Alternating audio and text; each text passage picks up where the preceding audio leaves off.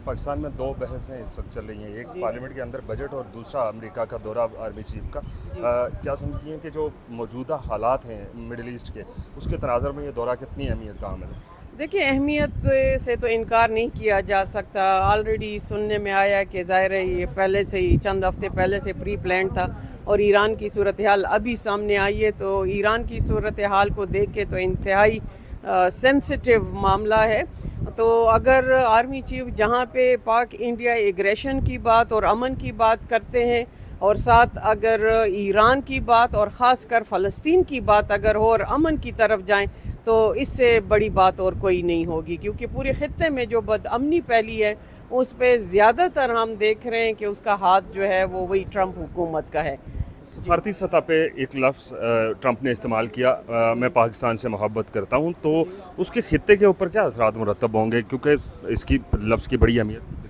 बिल्कुल, देखिए होना भी यही चाहिए। हम हमेशा से कहते आ रहे हैं कि अमेरिका बेशक सुपर पावर है, इसी तरह चाइना की भी बहुत ज़्यादा अहमियत है। तो जिस तरह चाइना के साथ हमारी एक दोस्ती है, दोस्ताना ताल्लुकात हैं, अमेरिका के साथ भी अगर बराबरी नहीं तो कम अज़ कम हम ग़ुलामी ना करें। हम उनके साथ अपने तिजारती रवाबित पाकिस्तान में आइसोलेट नहीं होना चाहिए, क्योंकि हमारी जोग्राफियाई हालात एक तरफ जो अहमियत है, लेकिन दूसरी तरफ अगर हमें ट्रेड के हवाले से कोई पॉजिटिव मैसेज आता है, अमन के हवाले से पॉजिटिव मैसेज आता है, तो हमें खैर मकदम करना चाहिए। और हमें इस पूरी मशरक़, न सिर्फ पाकिस्तान मशरक़ वस्ता बल्कि पूरे उम्मत मुस्लिमा में फोर्सेस का जो किरदार है वो माना गया है, और वो अपनी बात आगे अगर अमन के हवाले से और तिजारत के हवाले से भी मनवाए तो बहुत अहमियत होगी। आप बात है बजट की तरफ। बजट में ख़वातीन के लिए आप बड़ा बोलती हैं, ह्यूमन राइट्स के ऊपर बोलती हैं, तो इन दो, और तीसरा है क्लाइमेट चेंज, इसके ऊपर कितना बजट रखा गया? क्या वो इसके लिए काफ़ी है या मज़ीद बजट की ज़रूरत है?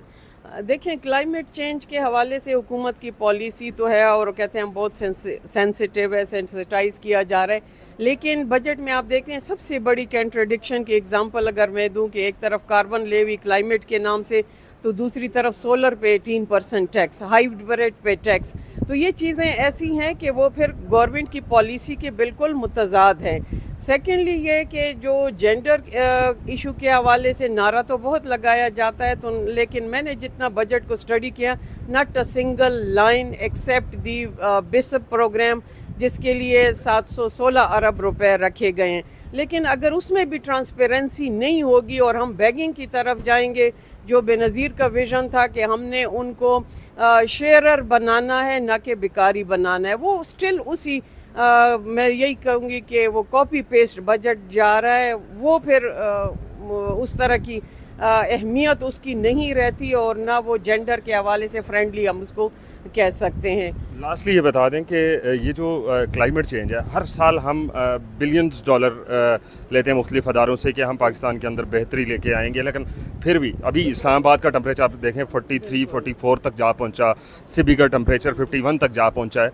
तो आखिर वजह क्या है कि वो जो फंड आ रहा है वो मुतलका जगहों पर लग नहीं है? देखिए, जो फ़ंड आ रहा है, जो पर्सनली मैं देखती हूँ और हम जहाँ पे शिरकत करते हैं प्रोग्रामों में, तो बड़े बड़े सेमिनार्स तो किए जाते हैं, होटल पे ख़र्च होते हैं, TADA पे ख़र्च होते हैं, ऑर्गेनाइजेशन को दिए जाते हैं, लेकिन जो ग्राउंड रियलिटीज़ हैं कि आपने ग्राउंड पे जो प्लांटेशन करनी है, जो आपने ग्रीन हाउसेस बनाने हैं, जो रिसर्च करना है, वो कुछ भी नहीं नज़र आ रहा। तो यही चीज़ें हैं कि फिर नशस्तन बर्खास्तन ही है। वक्त देने का बहुत शुक्रिया।